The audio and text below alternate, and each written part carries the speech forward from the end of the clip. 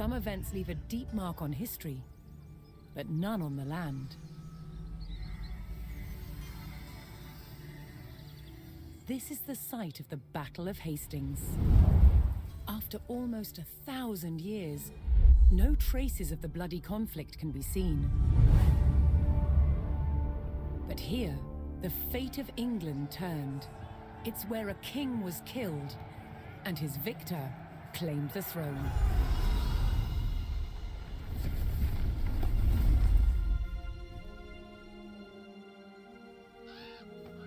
October 14th, 1066. We know what happened here on this day, thanks to this. The BAYEUX tapestry.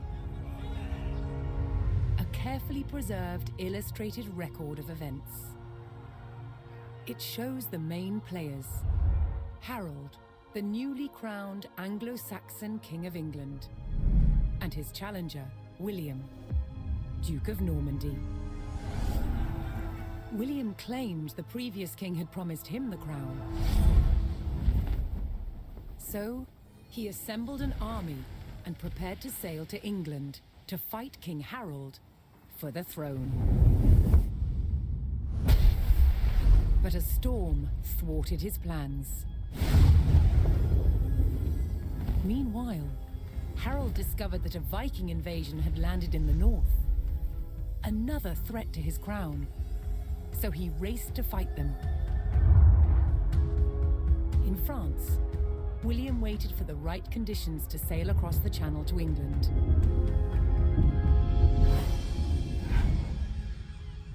The weather cleared.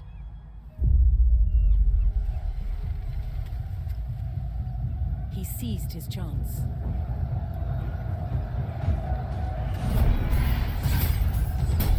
250 miles north, Harold had defeated the Vikings. Now, hearing of William's arrival, his army sped south. At 9 o'clock in the morning, on this hill, William's Norman army were ready to do battle with Harold's Anglo-Saxon men. The stage was set, and up for grabs, England itself.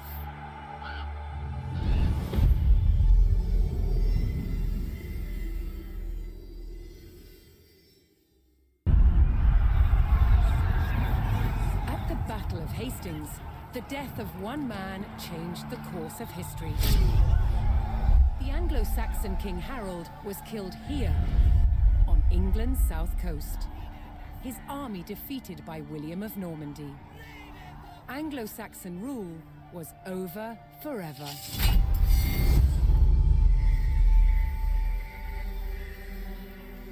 At Westminster Abbey on Christmas Day 1066, William was crowned the first Norman King of England. Now he had to secure power across the country. He began by stamping his mark on the landscape, building cathedrals and castles at strategic locations. Nothing like them had been seen in England before. They reminded the Anglo-Saxon population exactly who was in charge. But not all were content with living under Norman rule. Anglo-Saxon revolts broke out across the country. King William acted quickly to crush these rebellions. But there was one region where dissent was spiraling out of control: the north of England. In 1069, a group of lords from Northumbria formed an alliance with Viking invaders. Together they approached Norman-held York, a large city with an important cathedral, still protected by ancient Roman walls. But the walls couldn't save York. The city and the castle fell to the rebels. William's new kingdom was under threat. He had to get the city back under Norman control. William had no choice but to order his men north. But as the Norman forces set off on their long march towards York, how much resistance from the rebels would they encounter?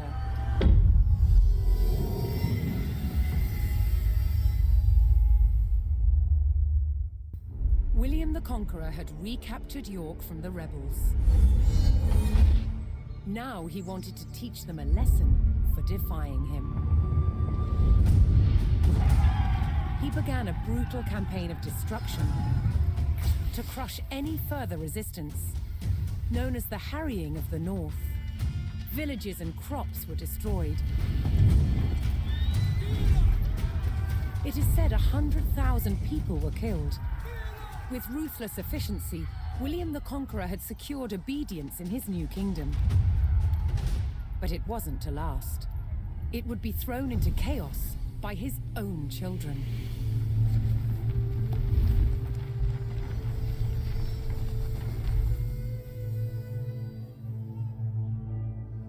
When William the Conqueror died in 1087, his favorite son succeeded him, King William II, known as William Rufus.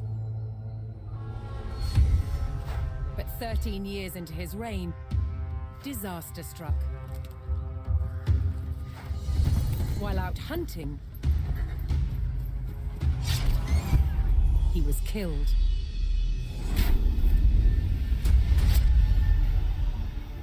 William's youngest brother took his place as King Henry I. But there was a problem. At the time, Henry's elder brother, Robert, Duke of Normandy, had been on crusade. When he returned, he was furious that Henry had grabbed the throne.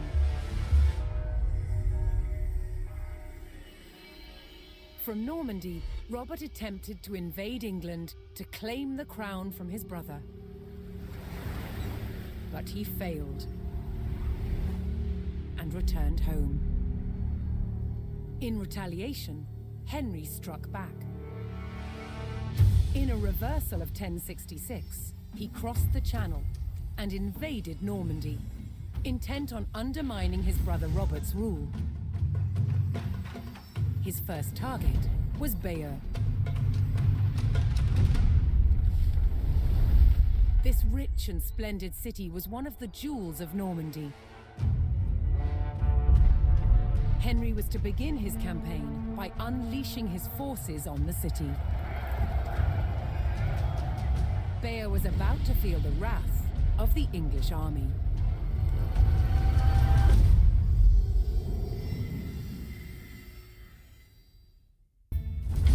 While BAYEUX burned, King Henry pressed his advantage. Seizing key fortifications and buying the loyalty of powerful lords, Henry loosened his brother's grip over Normandy. At TINCHEBRAY in 1106, brother would fight brother for final claim to their father's lands.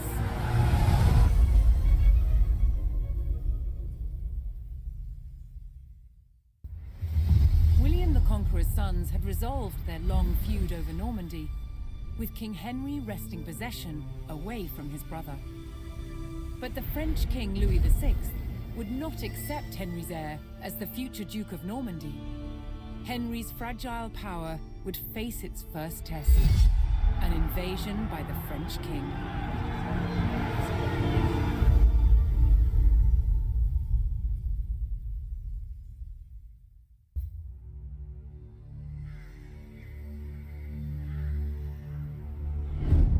After England defeated the French at the Battle of BRÉMULE, Normandy was back in King Henry's hands. But 1 year later, his good fortune turned to tragedy. In 1120, his son and heir William Adelin died in a shipwreck. The future of Henry I's kingdom was in jeopardy.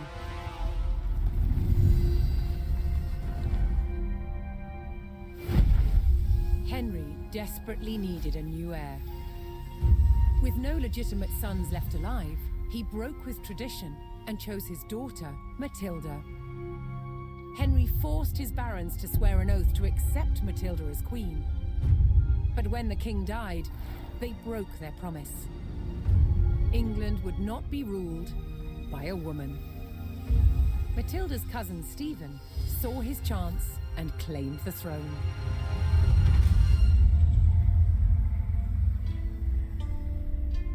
The crisis moved to the capital. At Westminster Abbey, Stephen was crowned king, but Matilda wanted what was hers. She was also lining up powerful supporters who would fight Stephen for her right to rule. Their conflict engulfed England in civil war. Fighting raged throughout the land. In 1141, everything focused on one of the kingdom's most strategic cities, Lincoln. Matilda's allies had commandeered the castle. But King Stephen was determined to take it back. He besieged the castle. Stalemate. As dawn broke on February the 2nd, everything was about to change. Matilda's half-brother, Robert of Gloucester, raced to break the siege. As Robert's forces approached Lincoln, Stephen's army turned away from the castle to face them. Robert could win Matilda the crown, but only if his army could win the day.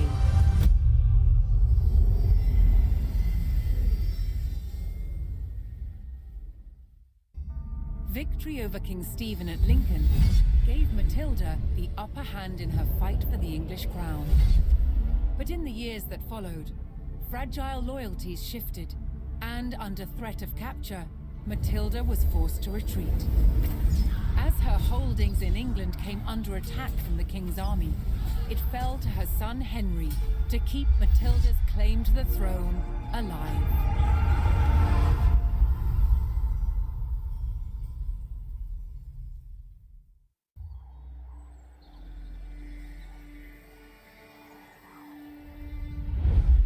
Wallingford, in the shadow of the castle, Matilda's faction, commanded by her son Henry, proved it was still willing to fight King Stephen for the crown. But after 15 years of conflict, both sides had had enough. So, they made a deal. Matilda would surrender her claim to the throne on condition that when Stephen died, her eldest living son Henry would succeed him. A year later, he was crowned King Henry II and proceeded to grow the kingdom into the mighty Angevin Empire. But, once again, what the king had spent his life building, his own children were destined to destroy.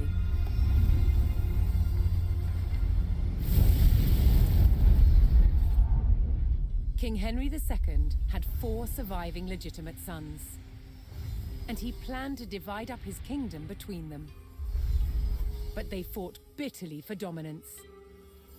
Against the odds, Henry's youngest son, John, became king. But King John was deeply unpopular.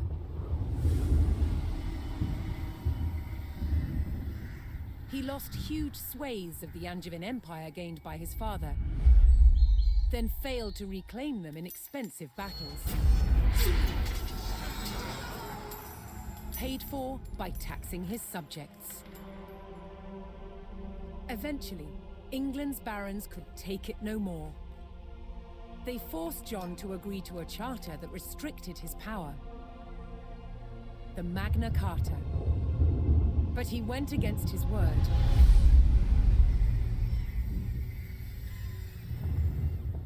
Furious, they rebelled, inviting Prince Louis of France to invade England.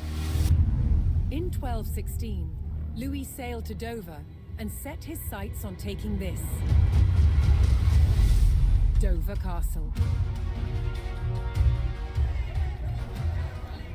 Held by forces loyal to King John, it was commanded by Hubert de Burgh. He described the castle as the key to England. He was right. If it fell to the French, so would the kingdom.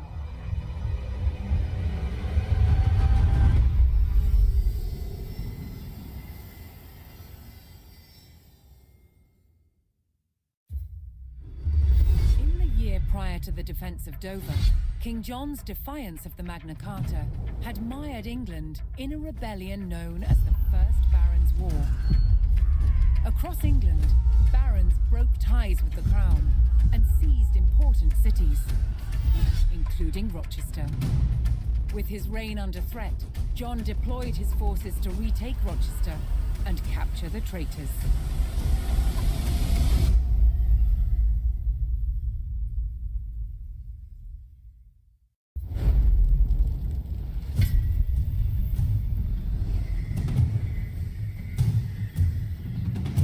When forces loyal to King John undermined Rochester Castle, it spelled doom for the rebels inside.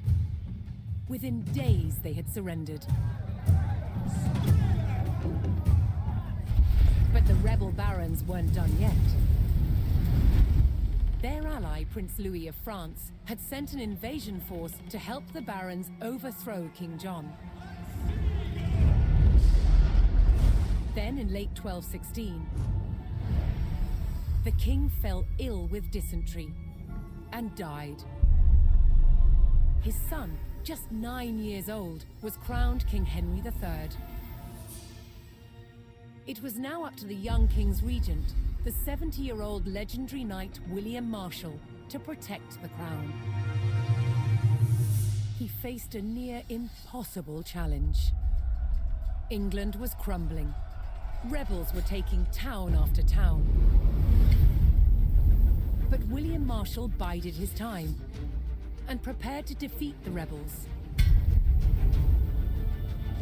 Then in May 1217, he got the chance that he'd been waiting for. William discovered that the rebels planned to simultaneously besiege both Dover Castle and Lincoln Castle.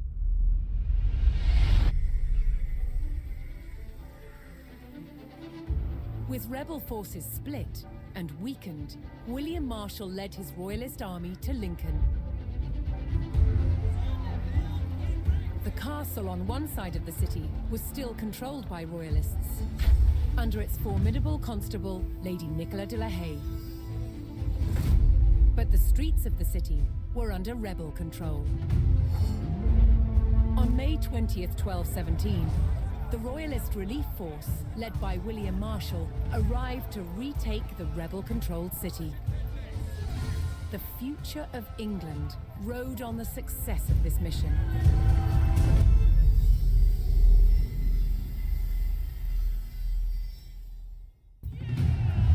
William Marshal's success in retaking Lincoln was an overwhelming victory for the Royalists.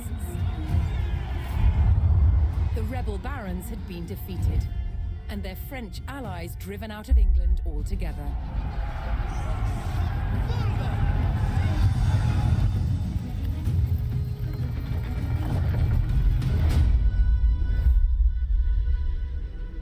William Marshal now focused on creating a stable kingdom for the young King Henry III.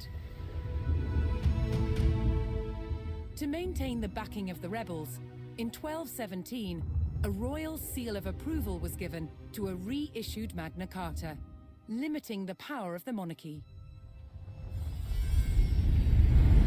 Many barons held lands in both England and Normandy. But now they faced a choice. On which side of the Channel would they make their home? Many chose England. The cross-Channel kingdom was over, establishing a clear English identity.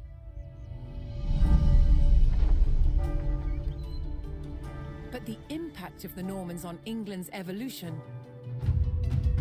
is still felt today. Almost 1,000 years later, the surviving Norman castles and cathedrals still dominate the landscape.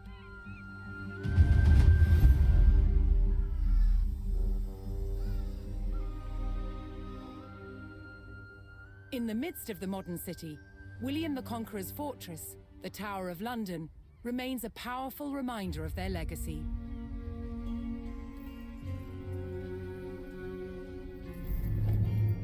But it's the unseen influence of the Normans that endures.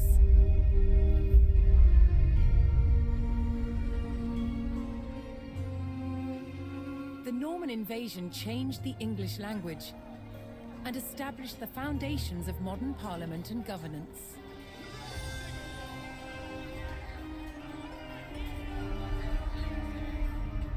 And it's all because one man, William the Conqueror, claimed the English crown that he believed by rights was his.